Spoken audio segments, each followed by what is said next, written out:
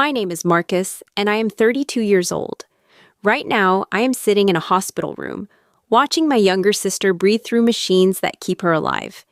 2 years ago, my entire family cut me off because of a lie she told. They called me disgusting. They threw me out of their lives like I was nothing. And now, here I am, the only person who can save her. Life has a strange way of bringing us full circle, does it not? Before I tell you this story, let me know in the comments where you are watching from today. Hit that like button and subscribe if you have not already. Let me take you back to where it all began, to the moment my life shattered into pieces I never thought I could put back together. I grew up in a quiet suburb outside Columbus, Ohio, in a house that looked like every other house on the block. White siding, green lawn, American flag by the front door. From the outside, we were the picture of a normal American family. My father, Robert Thompson, was 60 years old by the time everything fell apart.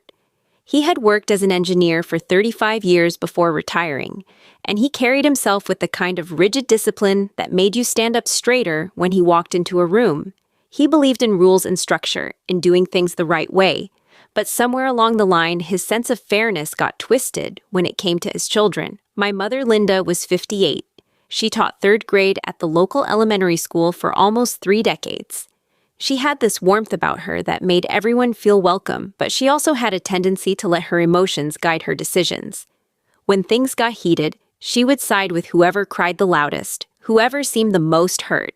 And that person was almost never me. Then there was my sister Brooke. 5 years younger than me, 27, when the nightmare began. Brooke had been the baby of the family since the day she was born, and she never let anyone forget it. She had this way of making everything about her, of turning every situation into a performance where she was the star. I did not resent her for it back then. That was just who she was, and I loved her anyway. Growing up, the differences in how my parents treated us were impossible to ignore. When I turned 16, I wanted a car more than anything. My father sat me down at the kitchen table and explained that if I wanted transportation, I would need to earn it. So I got a job at the grocery store 3 blocks away, bagging groceries and stocking shelves until my back ached. I saved every dollar for 18 months until I could afford a used Honda Civic with 140,000 miles on it. That car smelled like cigarettes, and the air conditioning never worked right, but it was mine. I had earned it. When Brooke turned 16, my parents surprised her with a brand new Volkswagen Jetta in the driveway, complete with a big red bow on top. She squealed and hugged them while I stood in the doorway, trying to make sense of the math. I told myself it was different. Times had changed. My parents were in a better financial position. Whatever I needed to believe to keep the peace. College was the same story. I applied to every scholarship I could find, wrote essays until my fingers cramped, and worked 2 jobs during the school year to cover what the scholarships did not. I graduated with a degree in finance and a sense of pride that no one could take away from me. Brooke went to the same university 4 years later, but she never filled out a single scholarship application. My parents wrote the checks without complaint, covered her apartment, her meal plan, her spring break trips to Florida. When I asked my father about it once, he just shrugged and said Brooke needed more support. She was not as independent as I was. I never let myself feel bitter about it.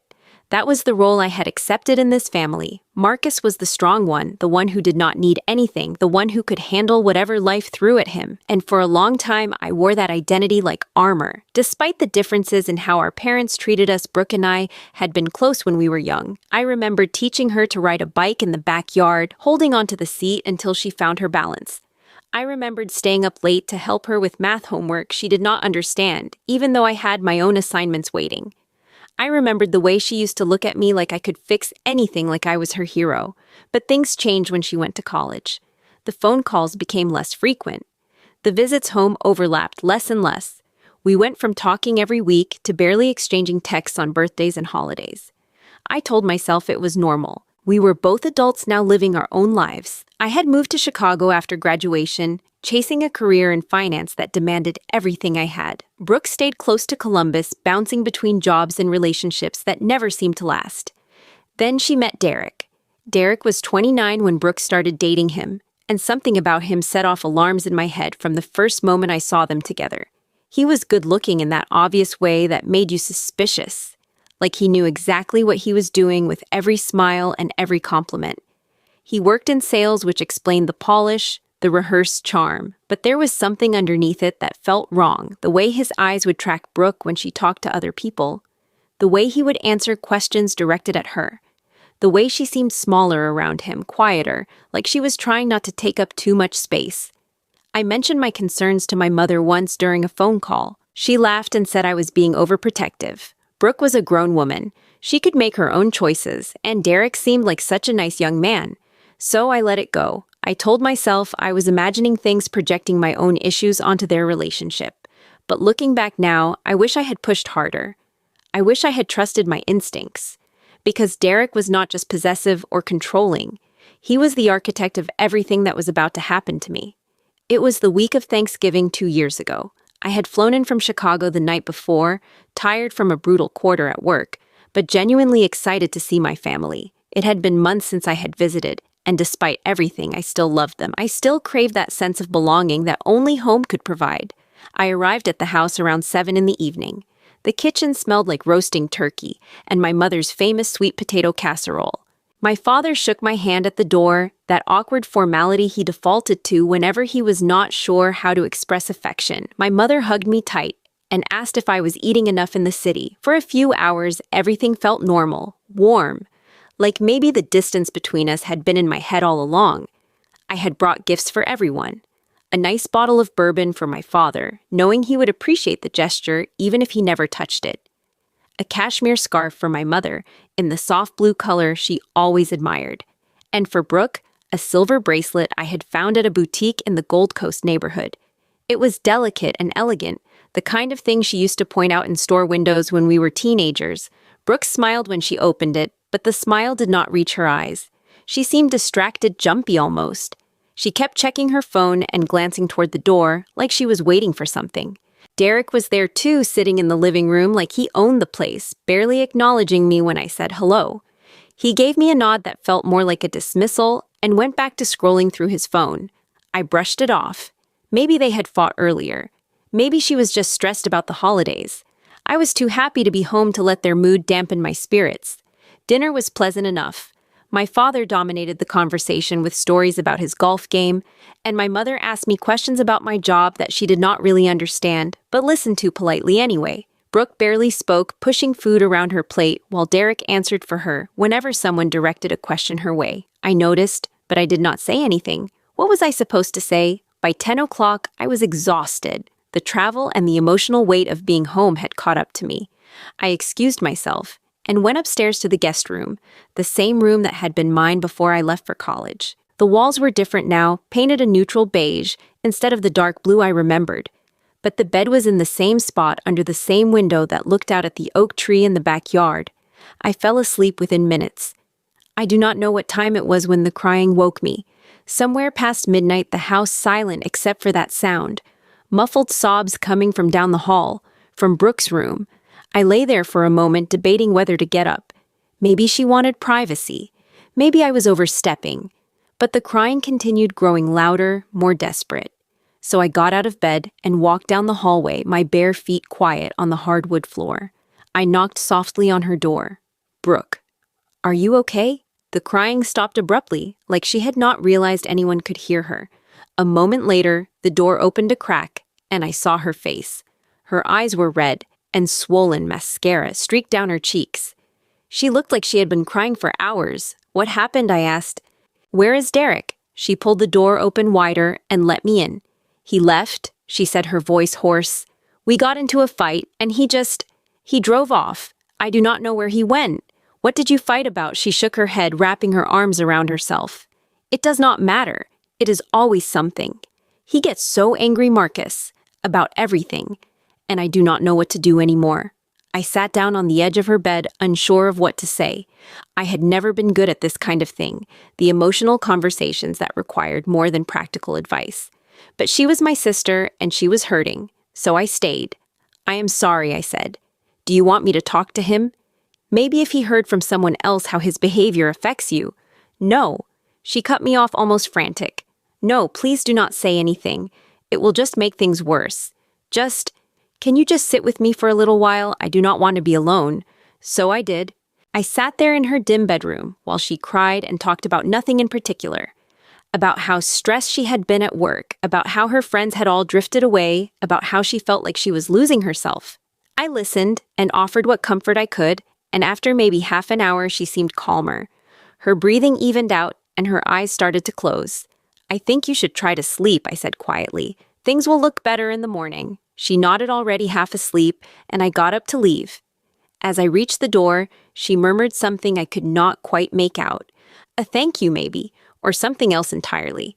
I did not think much of it at the time. I went back to my room and fell asleep again, not knowing that the conversation I had just had would be used to destroy everything I cared about. The next morning, I woke up early. My flight back to Chicago was not until the afternoon, but I wanted to help my mother with breakfast, maybe get someone on one time with my father before I had to leave. I showered, got dressed, and headed downstairs with the naive optimism of someone who had no idea what was waiting for him. The moment I stepped into the kitchen, I knew something was wrong. My mother was standing by the counter, her face pale and drawn. My father was at the table, his jaw tight, his hands clenched into fists. And Brooke was sitting in the corner, crying into Derek's shoulder, while he rubbed her back and stared at me with an expression I can only describe as triumphant. "What is going on?" I asked, my voice uncertain.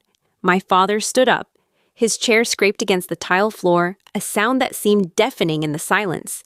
When he spoke, his voice was low and controlled, which somehow made it worse than if he had screamed. "How could you?" he said. "How could you do something like that to your own sister? I do not understand. What are you talking about?" That was when Brooke looked up at me, her face contorted with an emotion I did not recognize. She pointed a shaking finger in my direction and said the words that ended my life as I knew it. "He came into my room last night, when I was alone. He tried to—" She broke off, sobbing harder. "He touched me. I told him to stop, but he would not listen." The world tilted. I felt like I had been punched in the stomach, all the air driven out of my lungs at once. This could not be happening. This was not real. It had to be some kind of nightmare, some sick joke that I was not in on. "That is not true," I said, my voice shaking. "I went to her room because she was crying. She asked me to sit with her. That is all that happened. Brooke, tell them the truth." But she did not. She just kept crying, and Derek held her tighter, and my parents looked at me like I was a stranger, like I was something disgusting that had crawled into their home. I tried to explain. I told them exactly what had happened, every detail I could remember. The crying, the conversation, the 30 minutes I spent sitting on the edge of her bed trying to comfort her. But every word I said seemed to make things worse. My father's face grew redder. My mother started crying, and Brooke's sobs became louder and more theatrical. Derek was the one who sealed it. He stepped forward, positioning himself as the protector, the voice of reason. "She called me right after it happened," he said. "She was terrified, shaking so hard she could barely speak. I wanted to drive back and confront you myself, but she begged me not to. She was afraid of what you might do." It was a perfect lie delivered with practiced sincerity, and my family believed every word. What happened next still plays in my mind like a movie I cannot turn off. My father standing over me, his face twisted with disgust, telling me to get out of his house. My mother turning away, unable to even look at me, crying that she never thought I could be capable of something like this. And Brooke sitting in the corner, watching the destruction she had caused with an expression I could not read. I tried one more time. "Dad, please," I begged. "You have known me my whole life. I have never done anything like this. I would never hurt Brooke. She is my sister. Please just listen to me." But he was not listening. He grabbed my arm and physically pushed me toward the door, telling me he did not want to hear another word. He said if I did not leave immediately, he would call the police. He said I was no longer his son. My mother followed us to the doorway but did not intervene. She stood there wringing her hands, tears streaming down her face, and when I looked at her silently pleading for her to believe me, she just shook her head. "I cannot," she whispered. "I cannot even look at you right now." I left. What else could I do? I got in my rental car and drove away from the house I had grown up in, the house where I had learned to walk and talk and ride a bike, the house where I had once felt safe and loved. I drove for hours without really knowing where I was going, numb to everything, except the shock that kept crashing over me in waves. By the time I reached the airport, I had missed my original flight. I booked the next one to Chicago and spent the wait in a daze staring at my phone, willing someone to call and tell me it had all been a misunderstanding, that they had figured out the truth and they were sorry and everything would go back to normal. No one called. In the days that followed, I tried desperately to reach my parents. I must have called 100 times, left dozens of voicemails explaining my side of the story, begging them to at least hear me out. Every call went to voicemail. Every text went unanswered. And then about a week after Thanksgiving, I got a message from my father. It was 3 sentences long. "Do not contact us again. You are not welcome in this family. We know what you did." I tried emailing, blocked. I tried calling from different numbers. They hung up the moment they heard my voice. I even wrote letters, actual handwritten letters, that I sent through the mail, hoping that maybe the effort would convince them I was sincere.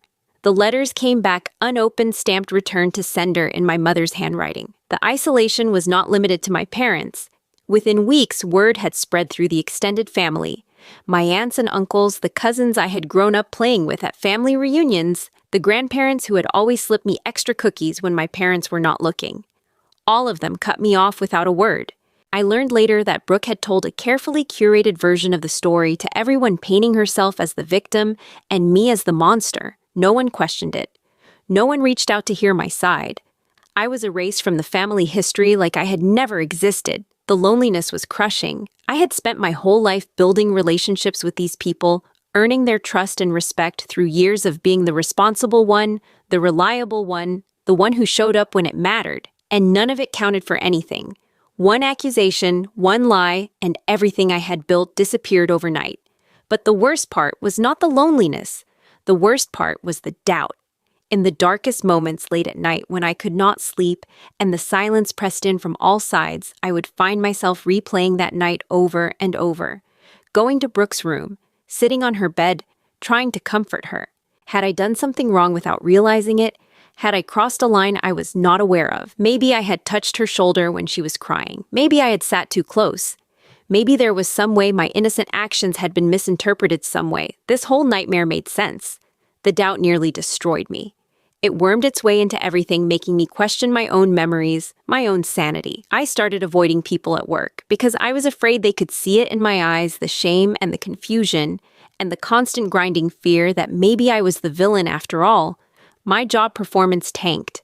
I could not focus on spreadsheets and projections when my mind was constantly spinning. I made mistakes I never would have made before. I missed deadlines. My supervisor called me into his office 3 months after Thanksgiving and asked if everything was okay at home. I made up some excuse about family health problems and promised to do better. But the truth was, I did not know if I could. I barely ate. I stopped going to the gym. I would come home from work and sit on my couch in the dark, staring at nothing, feeling the weight of everything I had lost pressing down on my chest until I could barely breathe. There were nights when I thought about just giving up, about how much easier it would be if I simply stopped existing. I never made any plans, never took any steps in that direction, but the thoughts were there, circling like vultures waiting. What saved me in the end was a man named Nathan. Nathan worked in the cubicle next to mine. We had exchanged pleasantries before, the kind of surface-level small talk that coworkers engage in without really connecting. But one day, about 6 months after everything fell apart, he caught me staring blankly at my computer screen during lunch, not eating, not working, just sitting there like a ghost. He walked over and sat down in the empty chair beside my desk. He did not say anything for a moment, just sat there looking at me with an expression that was not quite pity, but something close to it. Understanding, maybe. "I do not know what is going on with you," he finally said. "And you do not have to tell me if you do not want to. But I have been where you are. That darkness you are swimming in right now, I have been there, and I got out. So if you ever want to talk or just need someone to sit with you while you figure things out, I am here." I do not know why those words broke something loose in me. Maybe it was because he was the first person in months who had looked at me without judgment, without suspicion, without that reflexive pulling away that had become my constant companion. Or maybe I was just so tired of carrying everything alone that even a small gesture of kindness felt like a lifeline. I started talking, and once I started, I could not stop. I told Nathan everything. The accusation, the exile, the crushing isolation that had followed. I told him about the doubt, the fear that maybe I was the monster everyone thought I was. I told him about the sleepless nights and the dark thoughts, and the constant feeling that I was one bad day away from falling apart completely. He listened without interrupting. When I was done, he did not offer platitudes or reassurances. He just nodded like everything I had said made perfect sense, and told me about a group he attended. A support group for people who had been estranged from their families. People who had been cut off, cast out, blamed for things they did not do. He said it had helped him process his own situation, and maybe it could help me too. I went to my first meeting the following week. It was held in the basement of a church on the north side of Chicago, a circle of folding chairs occupied by people of all ages and backgrounds, each carrying their own version of the same wound. I did not speak that first night. I just listened as others shared their stories, and for the first time in months I realized I was not alone. Recovery did not happen overnight. There was no single moment when the darkness lifted and everything became clear. It was more like a slow thaw ice melting 1 degree at a time, until suddenly you realize you can move again. The first year was the hardest. I continued attending the support group every week, learning to articulate what had happened to me without the shame that had kept me silent for so long. I started seeing a therapist, a woman named Dr. Alvarez, who specialized in trauma and family estrangement. She helped me understand that what I was experiencing was not unusual, that many people who are falsely accused go through exactly the same cycle of shock, denial, self-doubt, and eventually acceptance.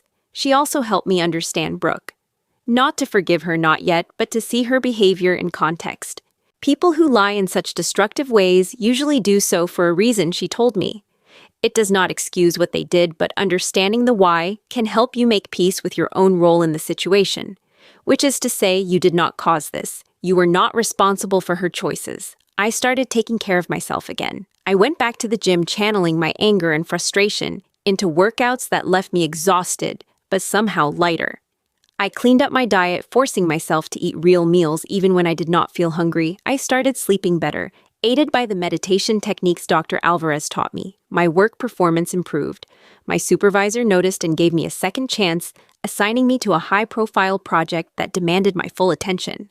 I threw myself into it, grateful for the distraction, and when the project succeeded beyond expectations, I was promoted to a management position. It came with a significant raise, enough for me to move out of my cramped studio apartment and into a proper one-bedroom with a view of the skyline. Nathan and I became close friends. He was 3 years older than me, divorced. With his own complicated relationship with his family, we would get dinner together once a week and talk about everything and nothing, building the kind of friendship I had not had since college. He introduced me to his circle of friends, people who accepted me without knowing my history, who judged me only by who I was in the present moment. 2 years after that Thanksgiving, my life looked nothing like it had before. I had a career, I was proud of friends who cared about me, an apartment that felt like home. I had even started dating cautiously at first then, with more confidence as I learned to trust myself again. Her name was Samantha. She was a lawyer at a firm downtown, 30 years old, with sharp eyes and a sharper wit. We met through a mutual friend at a birthday party, and I knew within 5 minutes of talking to her that she was different. She did not play games. She did not hide behind social masks. When she asked me questions, she actually listened to the answers. On our third date, I told her about my family. I had learned by then that it was better to be upfront about these things, to let people decide early whether they could handle the baggage I carried. I expected her to make excuses to suddenly remember a prior commitment and disappear from my life. Instead, she reached across the table and took my hand. "That is horrible," she said. "And it says nothing about who you are. The fact that you survived that you rebuilt your life instead of letting it destroy you, that tells me everything I need to know." We had been together for 8 months when the call came. It was a Tuesday evening in September. I had just gotten home from work, loosening my tie as I walked through the door, already thinking about what to make for dinner. My phone buzzed in my pocket, an unknown number with an Ohio area code. I almost did not answer. Telemarketers, I figured, or someone trying to sell me an extended warranty. But something made me swipe to accept, some instinct I still do not fully understand. Marcus. The voice on the other end was one I had not heard in 2 years. My mother, Linda Thompson, The woman who had turned away when I begged her to believe me, who had stood by and watched as my father threw me out of the house like garbage. Her voice was different now, smaller, trembling with something that sounded almost like fear. "Mom," I said the word feeling strange in my mouth after so long. "Marcus, please do not hang up. Please. I know I have no right to call you, not after everything that happened. But I need to talk to you. It is about Brooke." I should have hung up. Every instinct screamed at me to end the call to protect myself from whatever new manipulation they were planning. But I did not. I stayed on the line, my heart pounding, waiting to hear what she had to say. The words came out in a rush, broken by sobs that she struggled to control. Brooke was sick. Very sick. She had been diagnosed with kidney disease about a year ago, and despite treatment, her condition had deteriorated rapidly. She was now in end-stage renal failure. She needed a transplant. "Why are you telling me this?" I asked, my voice flat. "Because we have all been tested. Me, your father, your aunts and uncles, even some of our family friends. No one is a match. Her only option is to find a living donor, or she goes on a waiting list that could take years. Years she might not have." The silence stretched between us, heavy with everything we were not saying. Then she spoke the words I had somehow known were coming from the moment I answered the phone. "We need you to get tested, Marcus. You might be her only chance." I laughed.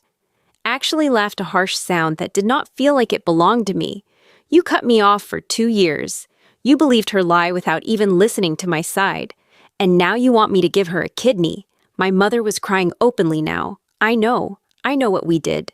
"And Marcus, I am so sorry. We were wrong. We know that now. Brooke told us the truth." The world went silent. Everything stopped. I could hear my own heartbeat in my ears, loud and impossibly slow. "What did you say? About 6 months ago?" She continued, her voice thick with tears. "When she first got diagnosed, she came to us. She told us everything. About that night, about what really happened. About how Derek pressured her into saying those things. She said she had been trying to find the courage to tell us for a long time, but she was scared. Scared of losing us the way you did." I could not speak. I could not breathe. 6 months. They had known the truth for 6 months, and in all that time, not one of them had reached out to me. Not a single phone call, not an email, not even a text message saying, "I am sorry, we were wrong. Please forgive us." "You have known for 6 months," I finally said, each word dropping like a stone. "And you are only calling now because you need something from me." The silence on her end was answer enough. "I have to go," I said. "Marcus, please." I hung up before she could finish. Then I sat down on my kitchen floor, my back against the cabinets, and I did not move for a very long time. Samantha found me there when she came home an hour later. I had texted her to come over, just a brief message saying I needed her, and she had left work early without asking questions. She sat down beside me on the cold tile floor and wrapped her arms around me, and I told her everything. When I was done, she did not try to tell me what to do. She did not offer opinions or advice. She just held me and said, "Whatever you decide, I will be here." I spent the next several days in a fog, unable to think about anything else. I went through the motions at work, attending meetings and answering emails without really processing any of it. At night, I would lie awake staring at the ceiling, arguing with myself. But another part, a part I had spent 2 years trying to silence, still loved them. Still remembered birthday parties and holiday dinners and quiet moments of connection that had made me feel like I belonged somewhere. Still saw Brooke as the little girl I had taught to ride a bike, not the adult who had destroyed my life. I talked to Nathan about it over dinner one night. He listened carefully, nodding at all the right places. And when I was done, he asked me a question that cut straight to the heart of everything. "If you do not do this," he said, "how will you feel in 10 years? I did not have an answer. But the question kept echoing in my head long after I left the restaurant, demanding a response I was not ready to give. A week after my mother's call, I booked a flight to Columbus. I told myself I was just going to talk to them to see Brooke, to understand the situation before making any decisions. I was not committing to anything. Samantha offered to come with me, but I said no. This was something I needed to do alone. The hospital was a sprawling complex on the east side of the city, all glass and concrete and antiseptic efficiency. I found the oncology ward on the 4th floor and gave my name to the nurse at the reception desk. She directed me to a waiting area down the hall where my parents were sitting in plastic chairs looking like they had aged a decade in 2 years. My father stood when he saw me. He was smaller than I remembered, his shoulders hunched, his face lined with grooves that had not been there before. His eyes were red-rimmed and wet, and when he tried to speak, nothing came out. He just stood there, mouth working soundlessly, tears tracking down his weathered cheeks. My mother rose more slowly, her movements careful and deliberate, like she was afraid of startling me. She stopped a few feet away, her hands clasped in front of her, looking at me with an expression of such profound guilt that it took my breath away. "Marcus," she whispered, "you came. I am not here for you," I said, and my voice sounded cold even to my own ears. "I am here because I need to understand what happened before I can decide anything." My mother nodded, accepting the rebuke without protest. Of course, whatever you need." She guided me to a row of chairs away from the other families in the waiting room, and for the next hour she told me everything. It had started with Derek. He had always been jealous of my relationship with Brooke, threatened by the bond we shared. He did not want her to have anyone in her life except him.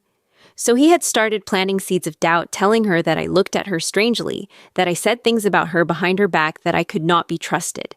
That Thanksgiving, when I had gone to Brooke's room to comfort her, Derek had seen an opportunity. He had been outside the house in his car, watching through the window, waiting for something he could use. When he saw me go into her room, he came up with a plan. He told Brooke that if she did not get rid of me, he would leave her. He said he could not be with someone whose brother was so inappropriate, so dangerous. And Brooke, desperate and isolated, and so deeply under his control that she could not see another way, had done what he asked. She regretted it immediately, my mother said, her voice breaking. But by then it was too late. We had already believed her. We had already cast you out. And she was too ashamed to tell the truth. The relationship with Derek had not lasted, of course. Once he had succeeded in cutting Brooke off from her family, he had grown bolder, more controlling, more abusive. She had spent a year and a half trapped with him before finally finding the strength to leave. And by then she was sick. Really sick. And when she told him about the diagnosis, about how she might die without a transplant, he had walked out the door and never looked back. That was when she told us everything my mother finished. She was terrified. Terrified of dying, terrified of what she had done to you, terrified of facing the consequences of her choices. But she knew she could not keep lying. Not anymore. I sat there in silence for a long time, processing everything I had heard. The anger was still there, hot and bright, and demanding release. But underneath it, there was something else. Something that felt almost like relief. I was not crazy. I had not done anything wrong. The doubt that had haunted me for 2 years, the fear that maybe I was the monster they believed me to be, all of it had been based on a lie. I was not the villain of this story. I never had been. "I want to see her," I said. My mother nodded and led me down the hall to a private room at the end of the corridor. Through the window in the door, I could see machines and monitors, IV drips, and oxygen tubes, all the apparatus of modern medicine, fighting to keep someone alive. And in the middle of it all, lying in a hospital bed that seemed to swallow her whole, was my sister. I pushed open the door and stepped inside. The room smelled like disinfectant, and something else underneath, something sour and wrong. The machines beeped steadily, marking time in a rhythm that felt both comforting and ominous. Brooke looked nothing like the girl I remembered. Her face was gaunt, her skin tinged with a yellowish pallor that spoke of organs failing. Her hair, always her pride and joy, was thin and lifeless against the pillow. Dark circles ringed her eyes, and when those eyes opened and focused on me, they filled immediately with tears. "Marcus." Her voice was barely a whisper, hoarse from disuse. "You came." I did not say anything. I just stood there looking at this person who had once been my world and was now a stranger, trying to reconcile the two. "I am sorry," she said, the words tumbling out between sobs. "I am so sorry. I know you must hate me. I hate myself. What I did to you there is no excuse. There is nothing I can say that will ever make it right. But I needed you to know, I needed you to hear it from me. I lied. Everything I said that morning was a lie. You never touched me, you never did anything wrong. You were just trying to help me, and I repaid you by destroying your life." The tears were flowing freely now, running down her hollow cheeks and soaking into the hospital gown. She was shaking, her whole body trembling with the force of her confession. "I wanted to tell you the truth so many times," she continued. "I almost called you 100 times. But I was too scared. Scared of what you would say, scared of what I had become, scared of everything. And then I got sick, and I realized I might die without ever making things right. I might die, and you would spend the rest of your life thinking you were the monster when really it was me. It was always me." I pulled a chair over to the side of her bed and sat down. I did not take her hand. I was not ready for that. But I was close enough that she could see my face, see that I was listening. "Why?" I asked. "Just tell me why." "Derek." She said his name like it was a curse. He was in my head. He made me believe things that were not true, feel things that were not real. He told me you were dangerous, that you wanted to hurt me, that I had to choose between you and him. And I chose wrong. I chose so wrong. She broke down, then sobbing so hard that the machines around her started beeping in alarm. A nurse rushed in, checking vitals, adjusting something on one of the monitors. I stepped back, watching, feeling like I was floating somewhere above my body, observing everything from a great distance. When the nurse left and Brooke had calmed down enough to speak again, she looked at me with eyes that held nothing back. "I do not deserve your forgiveness," she said. "I do not deserve your kidney. I do not deserve anything from you. But I needed you to know the truth. Whatever you decide, whatever happens, at least you know the truth now." I sat with her for another hour, not speaking much, just being present. When I finally stood to leave, she grabbed my hand, weak fingers, barely able to grip. "Thank you," she whispered, "for coming, for listening, for giving me a chance to say what I needed to say." I looked down at her, this person who had caused me so much pain, and I felt the anger begin to shift. Not disappear, not transform into forgiveness, but shift. Make room for something else. "I need time," I said, "to think about everything. I am not making any promises." She nodded, a ghost of a smile crossing her face. "I know. Take all the time you need." The flight back to Chicago felt longer than the flight out. I sat by the window staring at clouds and farmland and the endless expanse of sky, trying to sort through everything I was feeling. Samantha picked me up at the airport. She did not ask how it had gone, just drove us home in comfortable silence, holding my hand across the center console. When we got back to my apartment, she made us dinner while I sat on the couch, lost in thought. That night in bed, I finally told her what I was thinking. "I am going to do it," I said. "I am going to get tested." She was quiet for a moment, processing. "Are you sure?" "No, I am not sure about anything. But I keep thinking about what Nathan asked me. How will I feel in 10 years if I do not do this? And the answer is I will feel like a coward. Like I let my anger make a decision that should have been made by something better in me. Something stronger." She rolled over to face me, her hand resting on my chest. "You are not a coward for being hurt. You are not a coward for being angry. What they did to you was unforgivable. I know.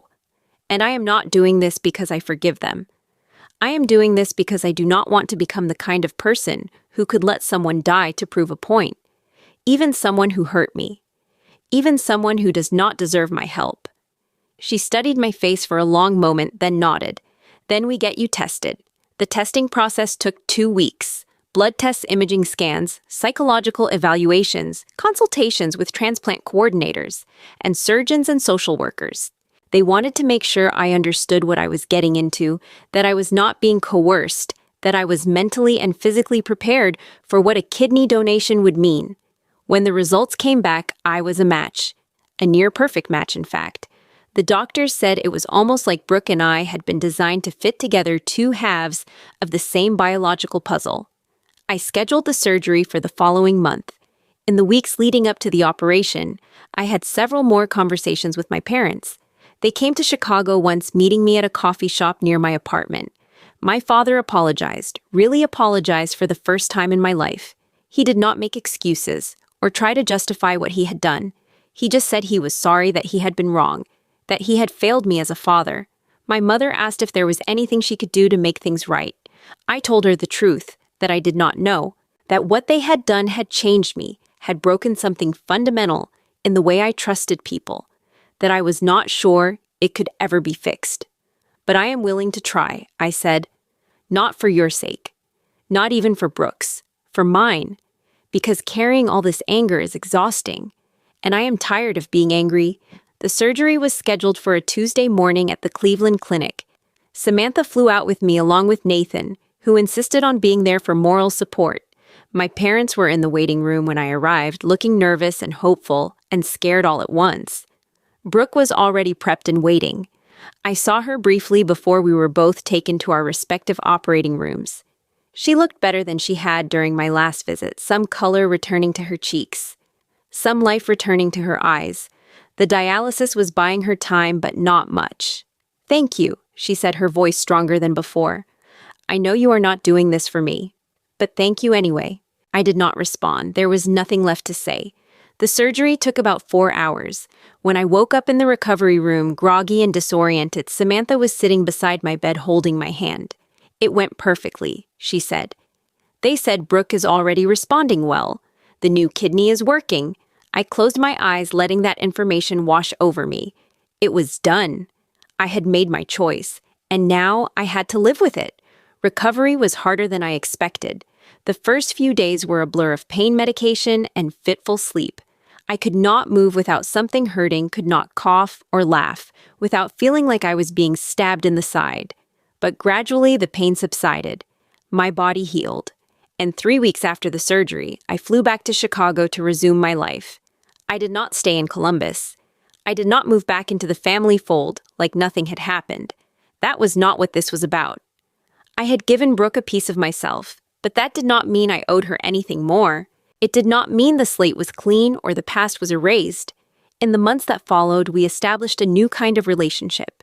Careful, boundaried, built on small gestures rather than grand reconciliations. Text messages checking in, phone calls on birthdays, occasional visits that were more polite than warm. It was not the close sibling bond we had once had, and maybe it never would be again. But it was something. A beginning, perhaps. Or at least a ceasefire. My parents and I are still working on our relationship. There are good days and bad days. Moments when I feel close to forgiving them, and moments when the anger surges back so strongly I can barely speak. Dr. Alvarez says that is normal, that healing is not a straight line, that I should be patient with myself. Samantha and I got engaged 6 months after the surgery. She said yes before I even finished asking the question, and for the first time in years, I felt something I had almost forgotten how to feel. Hope. Real, uncomplicated hope for the future. Looking back now, I am still not sure what to call the decision I made. It was not forgiveness exactly. I have not forgiven them, not completely. Maybe I never will. The wounds they inflicted were too deep, the betrayal too fundamental to simply wave away with words, but it was something close to peace. I chose not to let their actions define who I am. I chose not to become bitter and closed off, hardened by pain, into someone I did not recognize. I chose to do the right thing not because they deserved it, but because I deserve to be the kind of person who does the right thing. Family is complicated. It is messy and painful, and sometimes it hurts more than anything else in the world. But it does not have to be a prison. We get to choose who we become, regardless of what others do to us. We get to write our own stories, even when other people try to write them for us. So if you are out there right now carrying the weight of someone else's lies, wondering if you will ever be free of the burden, let me tell you something I wish someone had told me 2 years ago. The truth always comes out eventually, and when it does, you will have to decide who you want to be in that moment. Choose wisely. Choose with your heart, not your wounds. Because at the end of the day, the only person you have to live with is yourself. That is my story. I know it was a lot. And if you stayed until the end, I truly appreciate you. Now I want to hear from you. Have you ever been falsely accused by someone you loved? How did you handle it? Drop your thoughts in the comments below. I read every single one, and I would love to know your perspective. If this story resonated with you, please give it a like and share it with someone who might need to hear it. And if you have not already subscribed to this channel so you do not miss future stories like this one. Thank you for spending this time with me today. I hope you walk away from this video feeling a little lighter, a little stronger, and a little more certain that no matter what life throws at you, you have the power to decide who you become. Take care of yourselves and take care of each other. I will see you in the next one.